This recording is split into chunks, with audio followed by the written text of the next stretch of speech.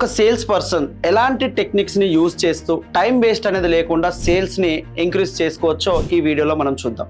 First point, automate repetitive tasks. Sales లో మరింత strategic technologies ని నేర్చుకోవడానికి data entry and CRM updates కోసం ఆటోమేషన్ టూల్స్ ని ఉపయోగించడం. Second point, prioritise high value leads. మన ప్రోడక్ట్ ద్వారా ఎలాంటి కస్టమర్స్ కి ఎక్కువ బెనిఫిట్ అవుతుందో ఐడెంటిఫై చేసుకొని అలాంటి హై వాల్యూ ఉన్న లీడ్స్ మీద ఫోకస్ చేయడం, మన ప్రోడక్ట్ కొనాలి అనే స్ట్రాంగ్ బయింగ్ సిగ్నల్స్ ని వాళ్ళలో క్రియేట్ చేయడం. Third point, regularly reviews and optimise process.